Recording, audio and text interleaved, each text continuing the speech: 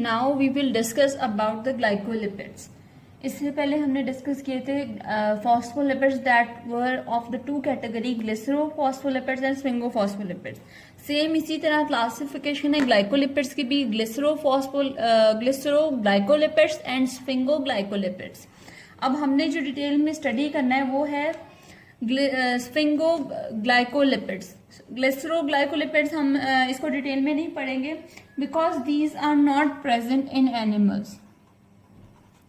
Animals में कई इसका वजूद नहीं है, ह्यूमंस के अलावा और भी मतलब किसी भी एनिमल में ये नहीं है। ये सिर्फ अकर करते हैं इन प्लांट्स। प्लांट्स में अकर करेंगे तो इस लिहाज से हमारा इसके लिए कोई इम्पोर्टेंस नहीं है यहाँ पे। ये आपने इतना याद रखना है कि ये प्लांट्स में अकर करते हैं, वो भी इन द क्लोरोप्लास्ट। इतना काफी है ग्लिसरोग्लाइकोलिपिड्स के लिए। अब हम जो डिटेल में पढ़ने जा रहे हैं वो है स्फिंगोग्लाइकोलिपिड्स। अब आपने ये याद रखना है कि स्फिंगोफॉस्फोलिपिड्स जो हमने पढ़े थे वो एक अलग चीज है और स्फिंगोग्लाइकोलिपिड्स एक बिल्कुल डिफरेंट चीज है। स्फिंगोफॉस्फोलिपिड्स में हमने एक चीज पढ़ी थी sphingosine, that is an alcohol, amino alcohol. Sphingosine के साथ मैंने कुछ बातें बताई थी जो आपको कहा था कि ग्लाइकोलिपिड्स में आगे काम आएंगी। ये इनको ब्रीफ ओवरव्यू इसका मैं कर रही हूँ। स्फिंगोसीन प्लस फैटी एसिड, इससे हमें क्या मिलता है? सीरामाइड। अब ये सीरामाइड किन दो चीजों से बना है ये आपने नहीं भूलनी। नेक्स्ट, अगर हम सीरामाइड में ऐड करेंगे एक कार्बोहाइड्रेट जिसको हम डिनोट कर रहे हैं CH2O से, यानी कि सीरामाइड का यहाँ पे मतलब है कि sphingosine plus fatty acid plus carbohydrate, इससे क्या मिलेगा हमें? स्फिंगोग्लाइकोलिपिड। अब आप अगर गौर करें तो इसमें 3 कंपोनेंट्स हो गए जो इसके नाम से भी पता चल रहे हैं। स्फिंगो मीन्स के स्फिंगोसीन प्रेजेंट है, ग्लाइको मीन्स के इसमें शुगर प्रेजेंट है, कार्बोहाइड्रेट प्रेजेंट है, और लिपिड से मुराद ये है कि यहाँ फैटी एसिड प्रेजेंट है। तो आपने ये भूलना नहीं है, इसके नाम से ही आपको ये याद रहेगा। इसमें ये चीज बहुत इंपॉर्टेंट है लेकिन ये बहुत आसान है, आपने इसी लिहाज से इसको याद रखना है। स्फिंगोग्लाइकोलिपिड्स, अब ये इसके नाम के हिसाब से डेरिवेशन आपने नहीं भूलनी। ये 3 चीजों से मिलकर बना है, इसको रिपीट करके देख लें, ये बहुत इंपॉर्टेंट है। अब हम ये डिटेल आपको अब याद रहेगी तो इसी से आगे हमने मजीद अब चीजें बनानी है तो उसको याद करने के लिए जरूरी है कि ये सारा याद रहे। अब जब हमने यहाँ तक एक बात कर ली, अब आगे हमने क्लासीफाई करना है स्फिंगोग्लाइकोलिपिड्स को। सो अब इसको देखें हम कैसे क्लासीफाई कर रहे हैं।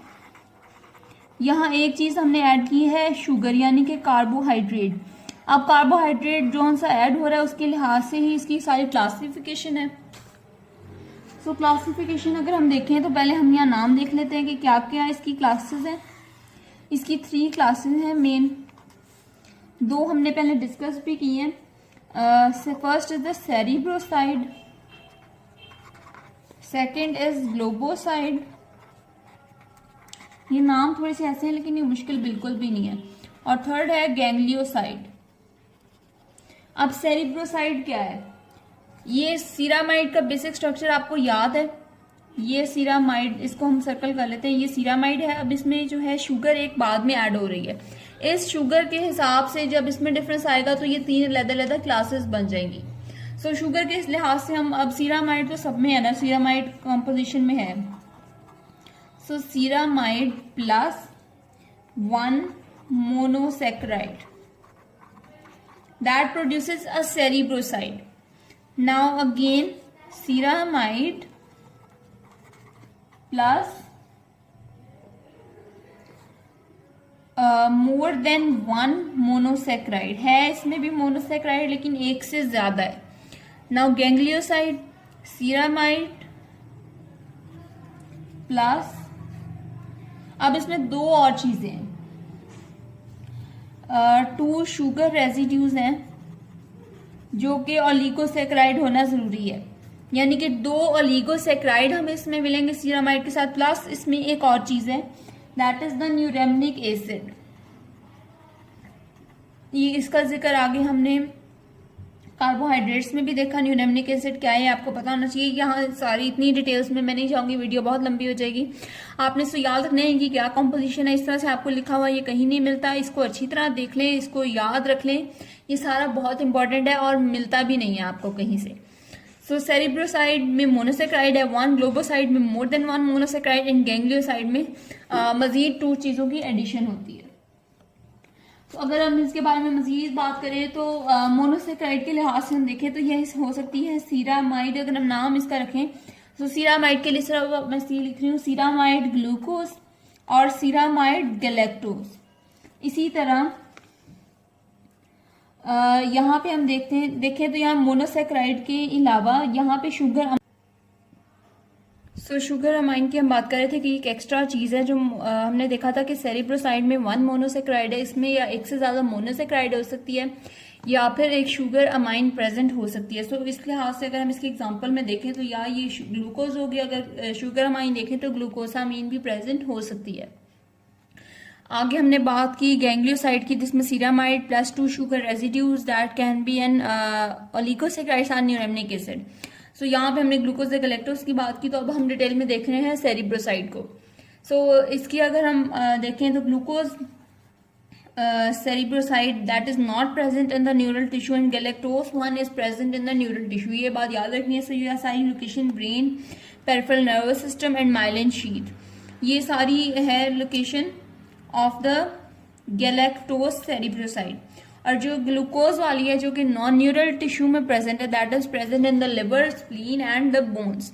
अब ये कुछ डिजीजेस हैं इंपॉर्टेंट रिगार्डिंग द लिपिड्स, हमने एक पहले भी देखी थी दैट इज नाइमन-पिक डिजीज। इन सब डिजीजेस में कॉमन बात यह है कि इनको डाइजेस्ट करने वाला एंजाइम, इनका मेटाबॉलिक एंजाइम जो है वो डेफिशिएंट होता है, जिसकी वजह से ये एक्सेस में एक्यूमुलेट हो जाती हैं, डिपॉजिट हो जाती है बॉडी में डिफरेंट जगह पे, जिसकी वजह से इसके सिम्टम्स आते हैं। सो अब सेरिब्रोसाइड के लिहाज से हम देखें तो डिजीज है गॉचर डिजीज। गॉचर डिजीज में क्या होता है कि देयर इज डेफिशिएंसी ऑफ ग्लूकोसेरिब्रोसाइडेज, यानी ग्लूको वाली कैटेगरी के साथ है जो ग्लूकोसेरिब्रोसाइड था। अब इसकी हमने जगह क्या देखी थी, liver, spleen and the bones. तो हमें क्या सिम्टम्स नजर आएंगे, हिपैटो स्प्लीनोमेगेली एंड ऑस्टियोपोरोसिस। सो ये डिजीजेस हैं रिगार्डिंग द सेरिब्रोसाइड। अगर हम गैलेक्टोस वाले की बात करें तो उसके लिहाज से क्रैबी डिजीज, ये डिजीजेस बहुत इंपॉर्टेंट है, ये लाजमी आते हैं पेपर में, तो इनको लाजमी देखें। इनको इस तरह पहले समझेंगे तो डिजीज करना आपके लिए मुश्किल नहीं होगा। इसकी डेफिशिएंसी से क्या होता है, माइलिन शीथ में मैंने बहुत स्ट्रेस किया था कि माइलिन शीथ में प्रेजेंट है, सो लॉस ऑफ माइलिन। इसमें ये गैलेक्टोज के हवाले से है क्योंकि तो इसमें एब्सेंस है गैलेक्टोसाइडेस एंजाइम की, that is a lysosomal enzyme. So loss of myelin sheath, then blindness and deafness क्योंकि नर्व इन्वॉल्वमेंट है इसमें। Then globoid bodies are seen in the white matter of brain. So ये कुछ इसकी accumulation के symptoms थे। Next we will study the globoside. Globoside में क्या है कि या फिर प्रेजेंट होता है मोनोसेक्राइड या शुगर एमाइन। सो अगर हम देखें बेसिकली इसमें भी ओलिगोसेक्राइड होता। सो इसमें क्या प्रेजेंट होगा, या डाईग्लूकोज डाईगैलेक्टोज प्रेजेंट हो सकती है, ग्लूकोसामीन या गैलेक्टोसामीन प्रेजेंट हो सकती है। Next is the ganglioside. ये दोनों इतने इंपॉर्टेंट नहीं है, वो सेरिब्रोसाइड का मेन था, ये ग्लोबोसाइड का भी इतना ही काफी है। और गैंग्लियोसाइड में आपने ये देखना है कि this is present in the ganglions in the CNS। तो गैंग्लियंस में एक तो इसकी प्रेजेंस है और दूसरा इसकी प्रेजेंस है इन द ग्लाइकोकेलिक्स। सो इसकी मुख्तलिफ वैरायटीज हैं। जिसे M से हम कैटेगराइज करते हैं। M होता है on the basis of N acetyl neuraminic acid. तो GM1 GM2 इस तरह आपने सुना होगा। तो ये होता है M on the basis of N acetyl neuraminic acid, जिसकी ये शॉर्ट फॉर्म है। इसके अलावा गैंग्लियोसाइड के बारे में एक इम्पॉर्टेंट बात यह है कि this acts as a receptor for cholera toxin, यानी कि रिसेप्टर कॉलरा टॉक्सिन के लिए भी है और रिसेप्टर अगर नॉर्मल फंक्शंस में देखें तो रिसेप्टर फॉर वेरियस हार्मोन्स।